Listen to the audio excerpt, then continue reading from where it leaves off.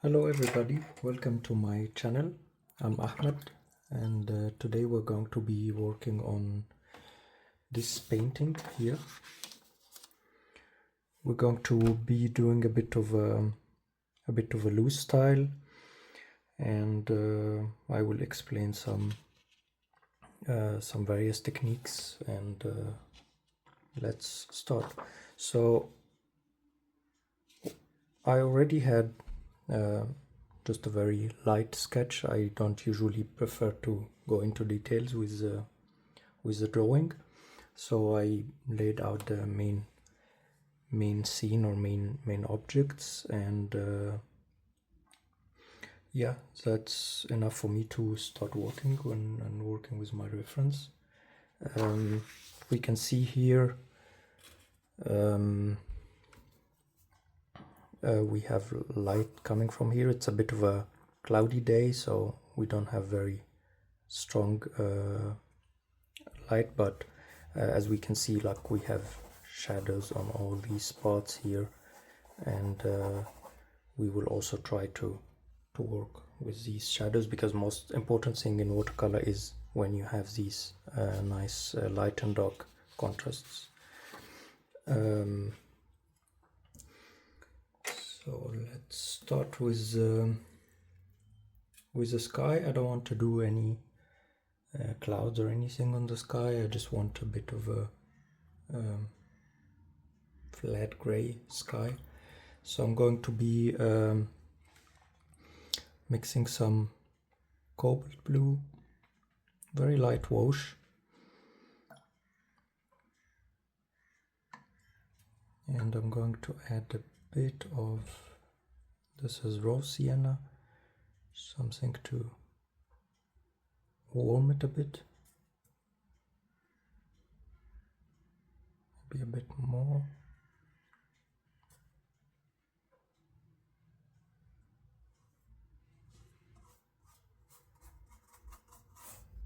Yeah, that's fine. I'm not going for a very flat wash. Like, I do like, since it's a cloudy day, I do like these brush strokes. It adds a bit of motion and dynamic to the sky. I want to warm it a bit on the bottom.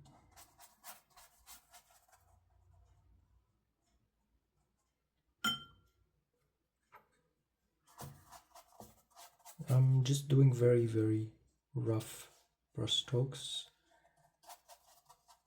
This is just the first wash, so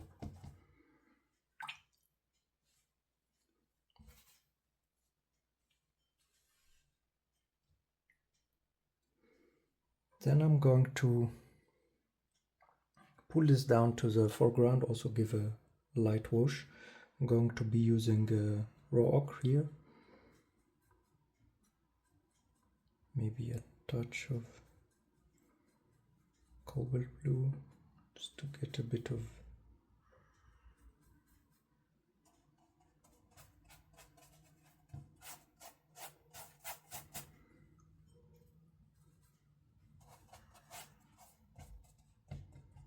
there's a lot of these grass here. It's also a bit that grass, like, not really green. It gets a bit green and on the bottom, so I'm going to get some this is Cobalt Green. I usually like to use this as my base green for mixing. It's a very nice pigment, and it's easy to work from. Like, make it a bit warmer, and perhaps some Sephia here brown. Then as I said, this is just the first wash, so we will go back again on all this. I do usually like, also while this is wet, to add a bit of, like, distance feeling to distance trees, and there's going to also be background trees here.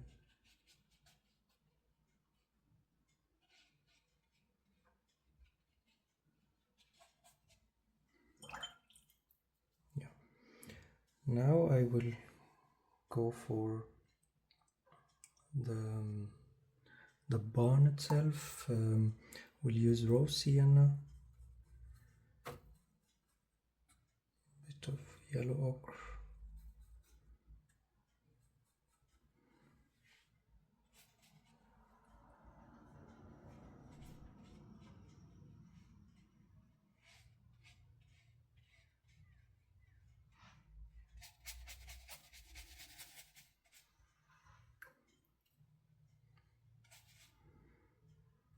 I want the star to be a little bit lighter or a bit of a different color. The original photo, it's also same red color like here. I just would like to change it a bit.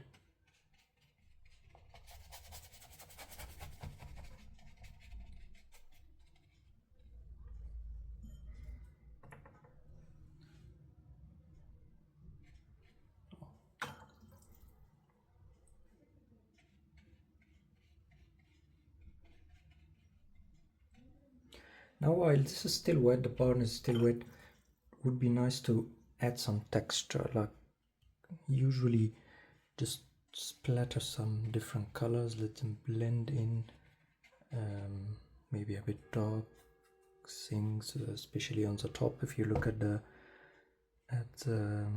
reference photo, it gets a bit dark here in the top, so maybe now it's a good chance to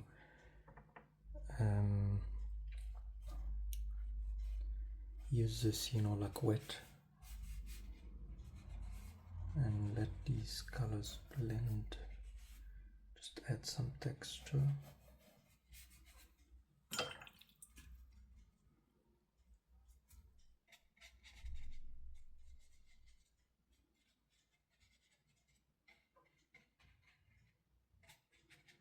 All this will dry much lighter, so we will have to come back for all these again. And this is it for the first wash. I wouldn't play around anymore. As you can see here, color started bleeding into the sky. Some people doesn't like this. I personally like these kind of effect, so I will leave it. Like I do like this idea of some edges are, you know, like blending together, some edges are hard edges, but these kind of things I don't try to fix. But of course it's up to you. If you feel like this shouldn't be happening, always keep napkin or tissue with you, and always pull it if you want.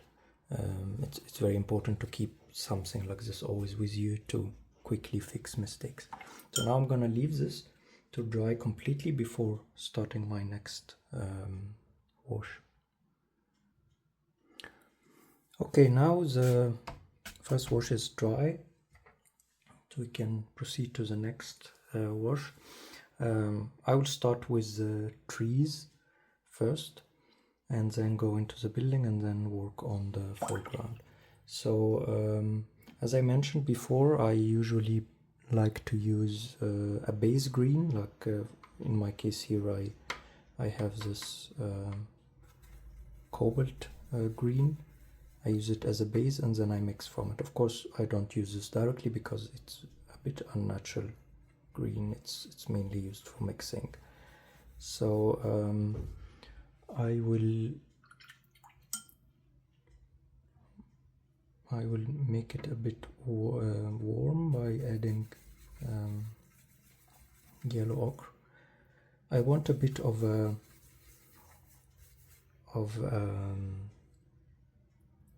like a thick paint, so I don't want to add a lot of water because I will work with this, like I will dry brush this, so I want a bit of pigment. So I will keep mixing here.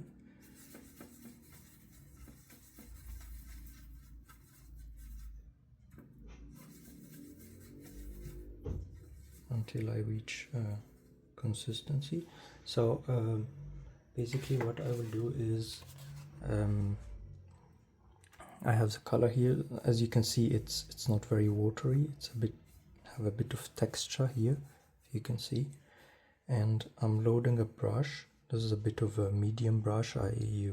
You for dry brushing you don't really want to be using something big like a mop brush like this. It's not gonna work well if you want to dry brush trees. And basically what I will do is, while holding it a bit horizontal to the paper, and I'm going to scrub like this.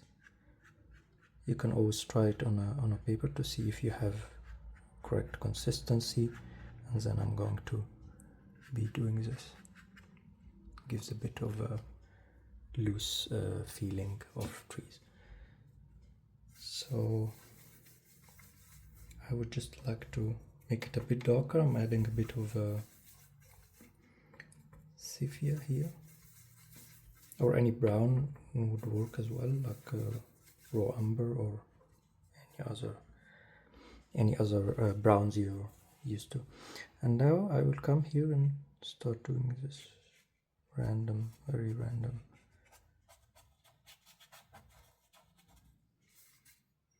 Of course, in order to do this, you need to be using some kind of a little bit rough paper. It doesn't have to be completely rough, but cold press is okay. I'm using a cold press here. Sorry, no, this is rough paper. This is Ochre's rough paper, but with cold press also it's fine. Just not hot press, because it will be just too soft.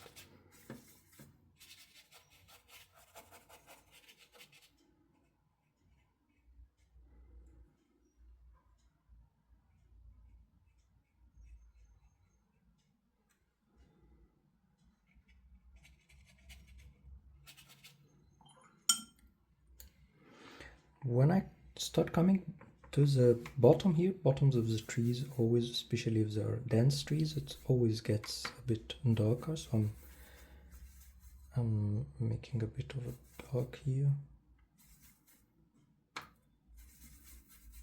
Then I'm going to, yeah.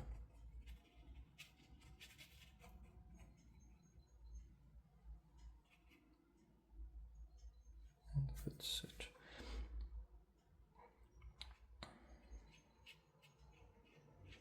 I'm also dry brushing here to the bottom, so I give the impression of these grass, because this grass is a bit in the light, so something like this. So I'm still using the same technique, but just brushing down. Yeah. Now I'm going to go to the other side, and the tree on the other side doesn't have a lot of leaves in general, but I'm still going to slowly add like a very light kind of leaves. But of course it's also up to you. You can decide to make it fuller. I think I will make it a bit fuller than the reference, to close a bit the scene, so that I have like trees here or dogs here, and they are closing a bit on the area inside, pushing the focus to the middle. So I'm going to go a bit here, also thicker, then I'm going to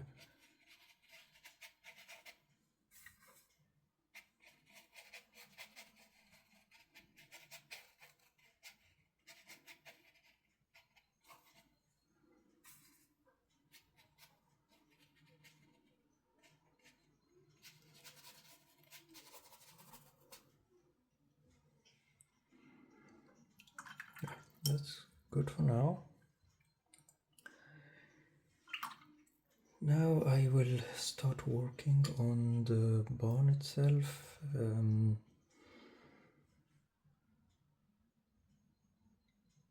I will start with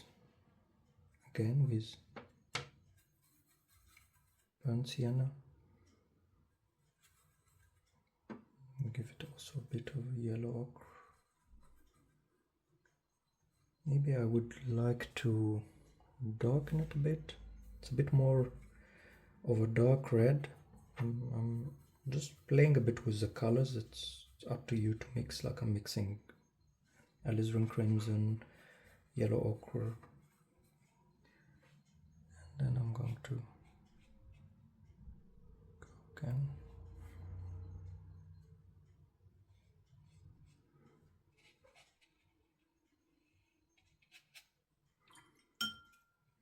Don't want to fully cover it with this color because in the photo, if you see it has a bit of a texture.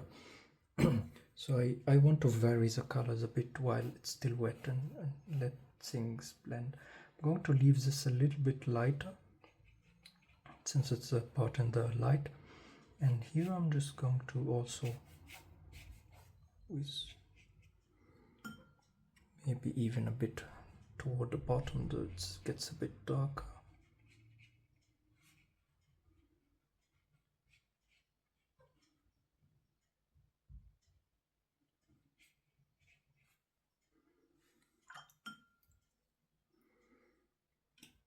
Also the same thing, I'm going to try to push these down like this.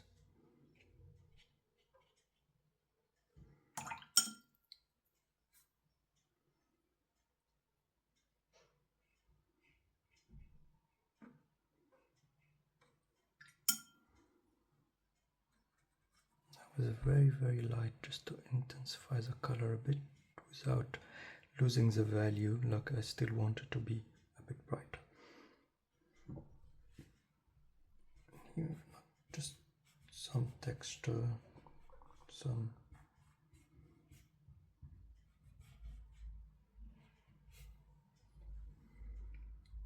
maybe a bit even,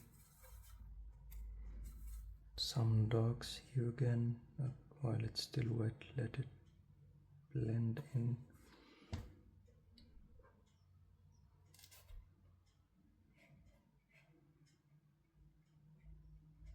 Because we have the roof also, it's supposed to be, this area is supposed to be in the shadows, and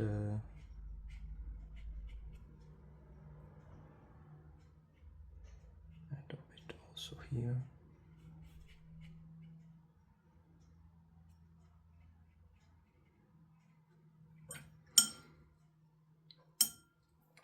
Now I'm going to go on this, I don't really know what is this, a tower or a silo probably.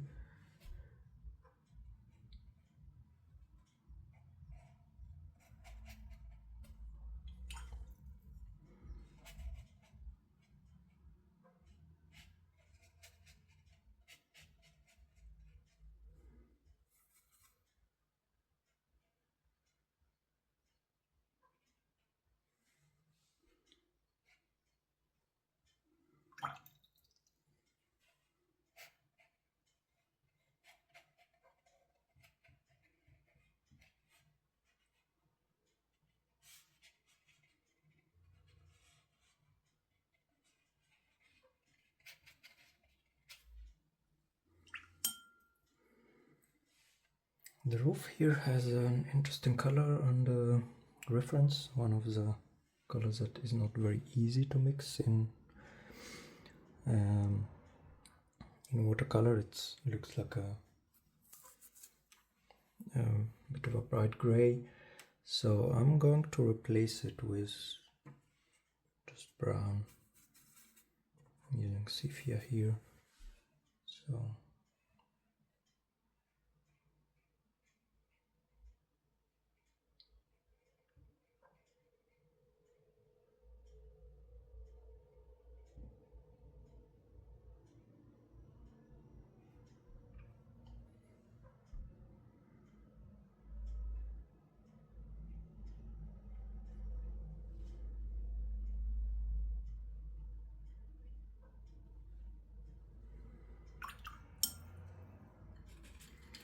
okay, I'm switching back to a big brush, and I want to go a second time here on the front, so I'm taking a bit of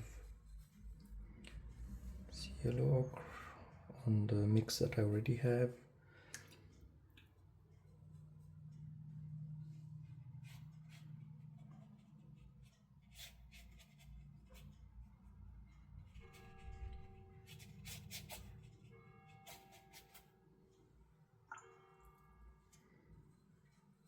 Now I'm going to start getting a bit green here.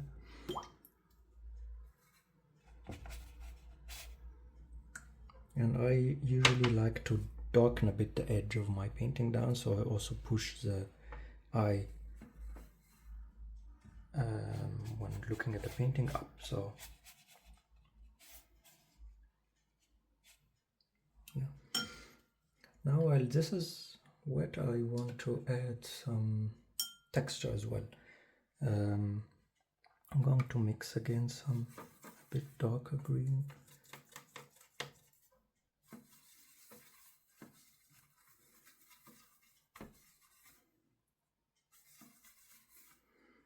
And just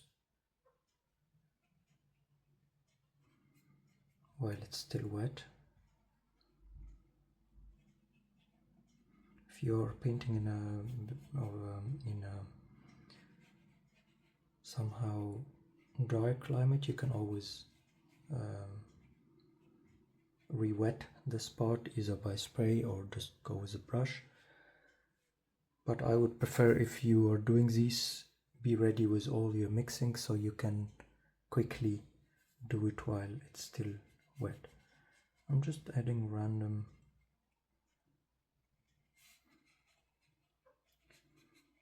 As you can see, I'm not 100% sticking to the reference. I'm just basically using it as a reference, not as the exact thing. What I usually do is I have something like this.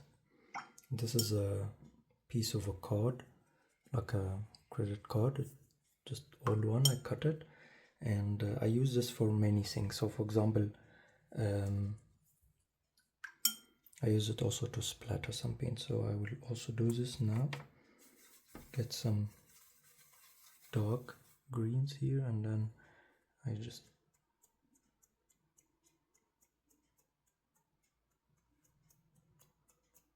do this. If you're worried about it, you can always cover the top with a paper and then keep doing this on the bottom. Also try different brushes, because not all the brushes give you the same spring. You could also just hit on your finger or just splatter with your brush. I usually like to do it like this. As I said, it just sometimes is better with specific brushes. If the brush have a bit of a spring, something like this, it gives you a better result. So I'm switching to this now. And for me, I don't really care if something splatters somewhere. It just adds some interest in the painting.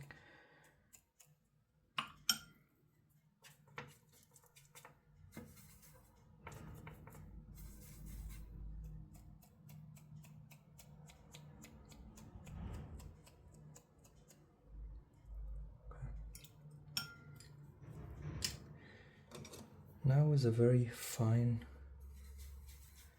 brush, I will just add some these impressions of grass.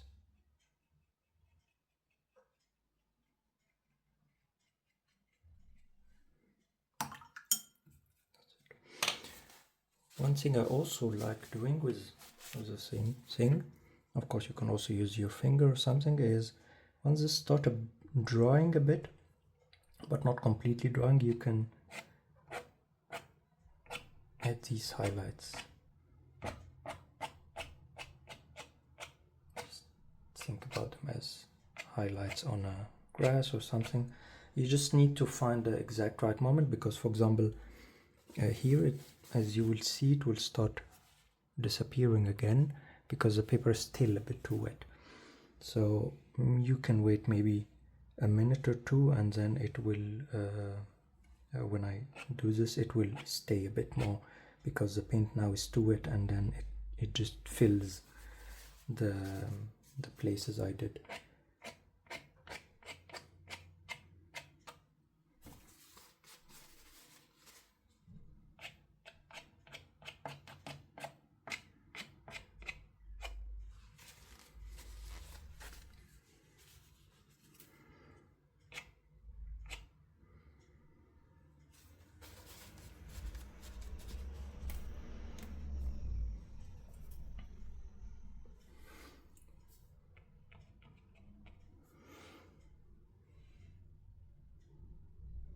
Right, now I need to go back to the barn again and start adding some shadows.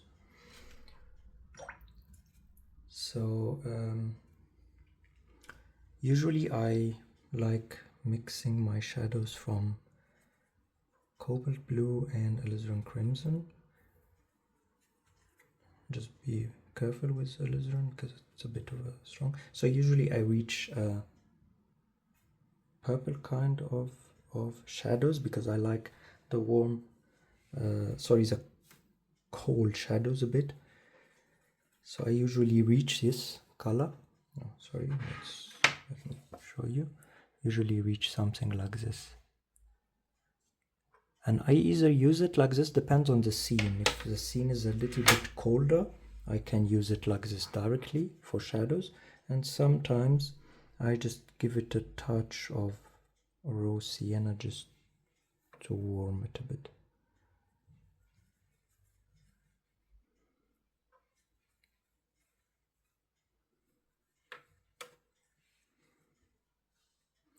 Now I will start with the barn here.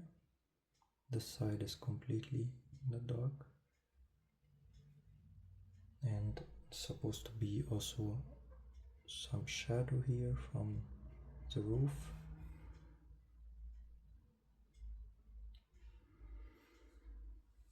This side here is supposed to also be in the shadow.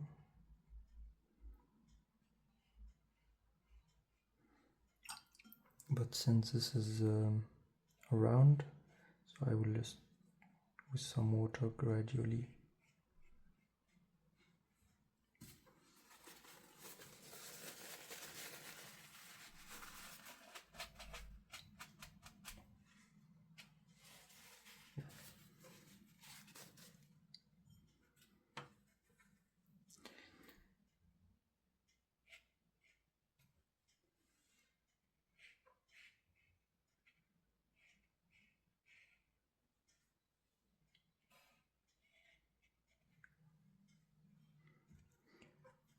this part here also, because there is a roof, so there should be some shadows here as well.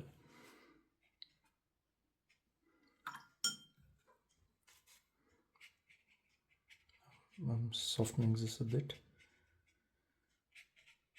Also maybe just creating also some texture.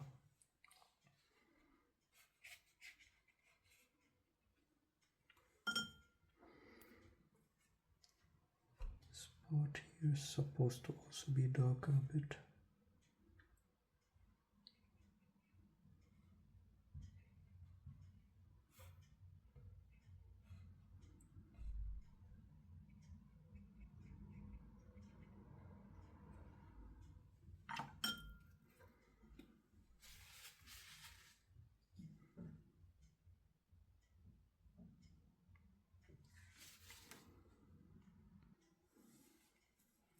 I will let this dry and then come back to add like final details and touches to the painting. So I let this completely dry, especially the barn here, because we need to add windows, some hard edges and details on the painting, and maybe a touch of some details also on the front.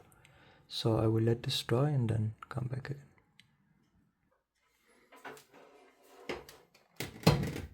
Okay, now the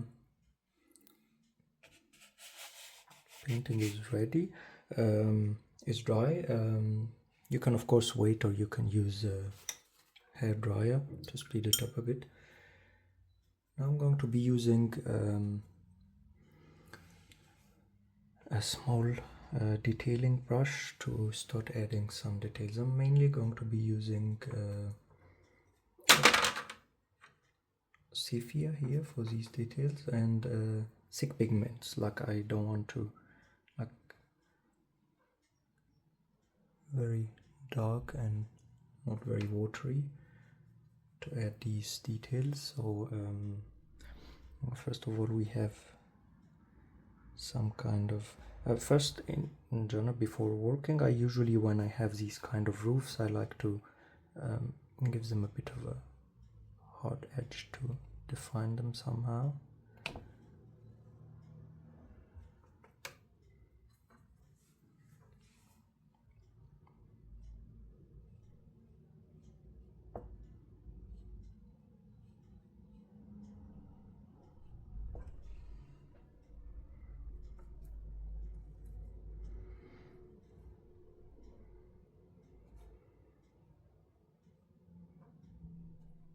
Something like this.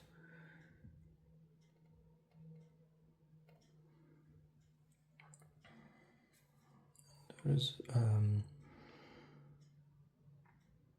some sort of a window here.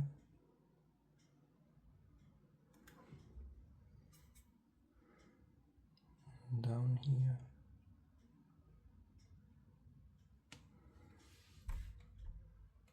And this part here is a bit separate from the top. You don't have to be very precise with this style, like you can just, you know, like let the brush do some textures and don't try to be very accurate with things. I'm just going to add some indication of these wood, because the top part, or not only the top part, the entire building is some sort of wood. Just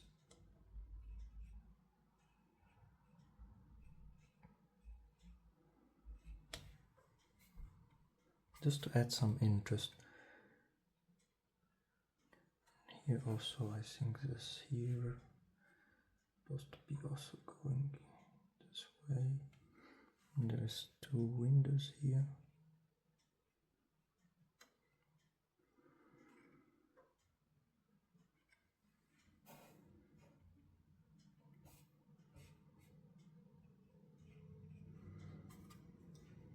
I'm just basically playing with the brush and just very randomly adding some details. Don't even have to think what these details are, like the brain will just try to figure out.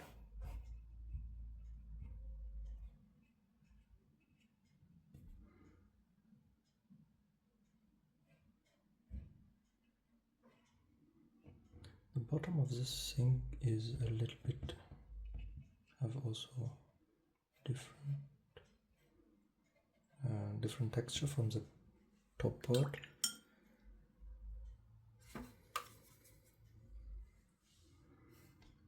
Maybe also a bit of details here to break it a bit from the sky.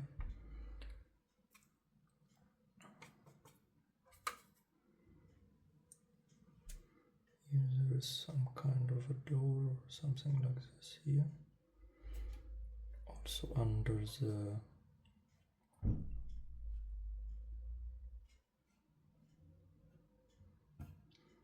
roof.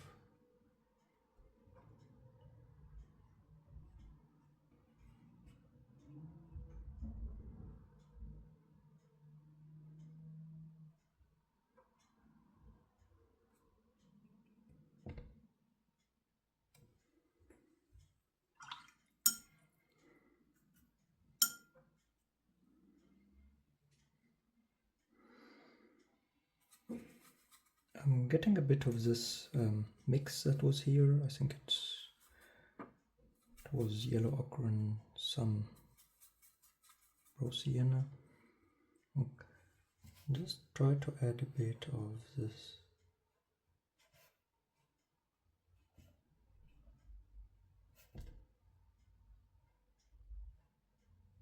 So it doesn't look too flat and too empty.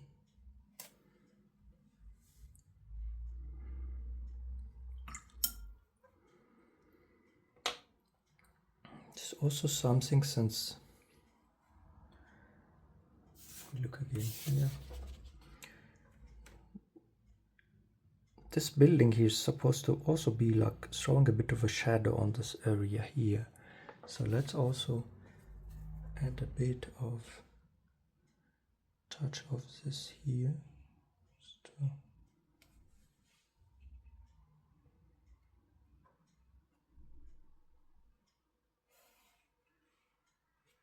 Yeah.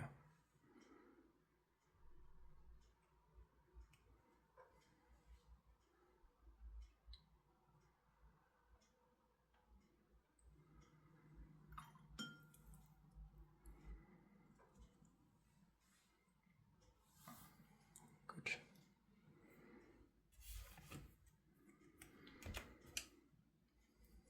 Now I want to add a bit of details here in the front again. Just random grass here and there.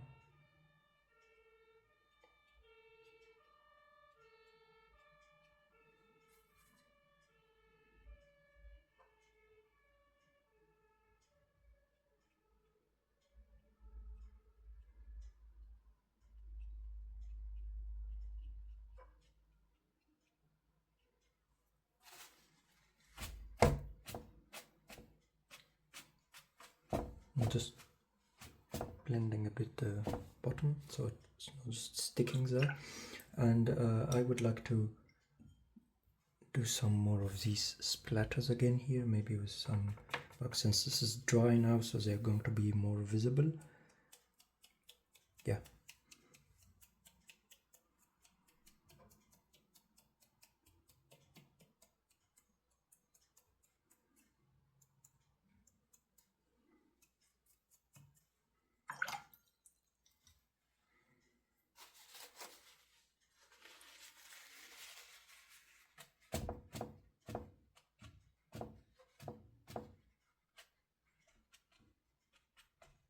I'm just tapping in to remove any very, like some of them are very intense drops, and just, yeah. You can also, if you want, you can soften a bit of them, some of them, just some water. Yeah. I can keep playing forever with the foreground, just my favorite part, but I have to stop somehow. Yeah, I think that's enough just to keep it simple as possible. Now I'm going to, now I want to do two things. I want to go again on this tree, especially the lower part.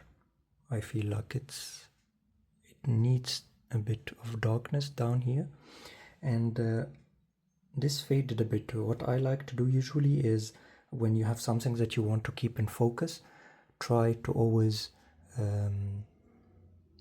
darken around it, especially if you have something in the distance, so that it sends this object a bit in the front. If you also notice here, it's a bit dark here in the back.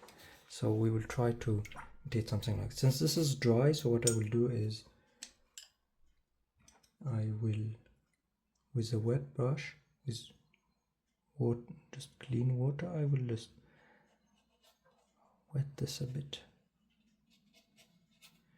and then I will mix a bit of a dark green.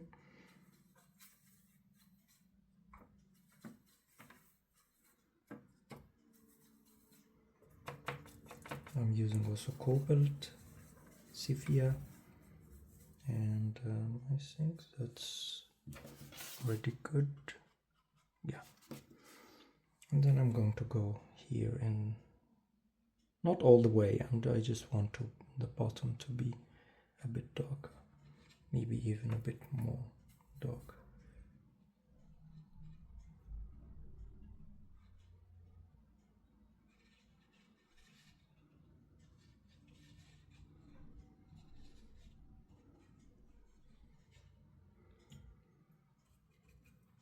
And on the top I will just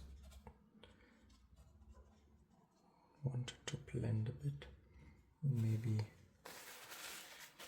erase a bit of this here. Yeah. So now you feel like this contrast usually is what you're looking for in watercolor. Light edges versus dark edges. This is what keeps things interesting in watercolor, and also you can use it to change the focus on things, or bring something to the to the front or to the back and things like this. Now I'm going to still use the same dark, maybe just a bit more green, a bit yellow ochre.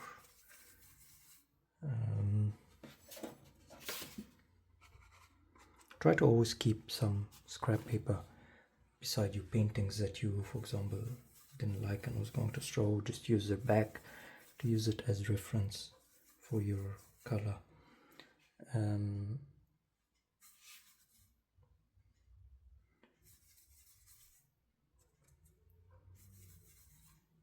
Now I'm going to go again dry brush here on top of this small building, because yeah, this also will help create a bit of an edge here when you have a dark, so you're basically framing the painting on the side. Not gonna go up because it's supposed to be in the light, so I'm just going to focus on the bottom here.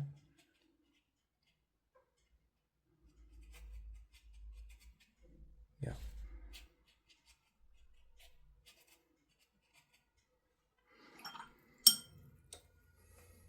Now again with a thin brush and a bit of a thick paint, I have like Sephia here again. I'm just going to hint a bit of some branches and the trunk of the tree.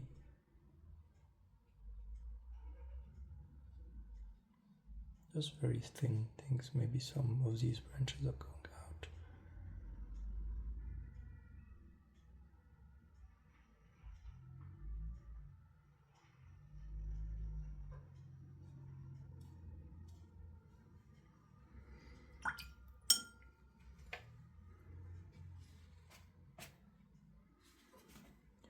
Okay, now here this is still drying, but I think it took like the time I was talking about, like a minute or two. So let's try to give a hint of some this white branch trees, or this birch trees. Yeah.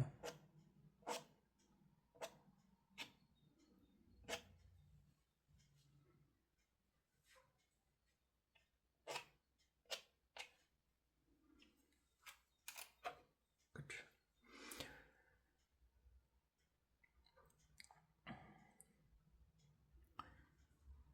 Still going to play a bit and add some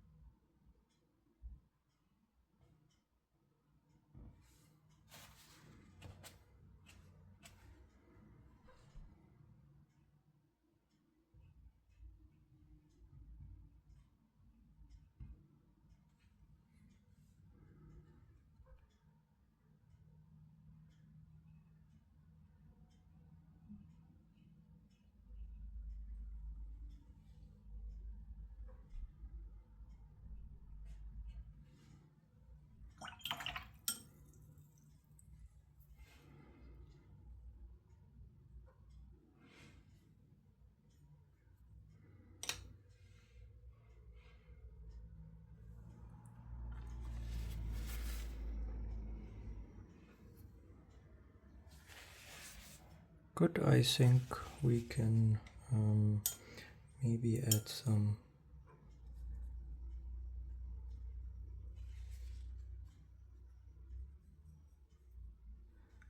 some birds here just to add some movement.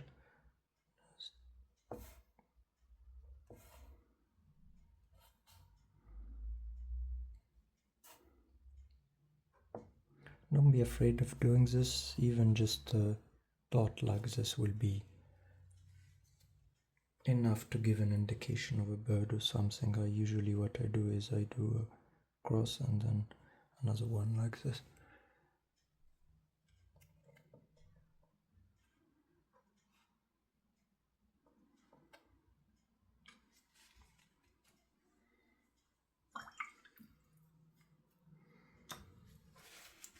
And that's it.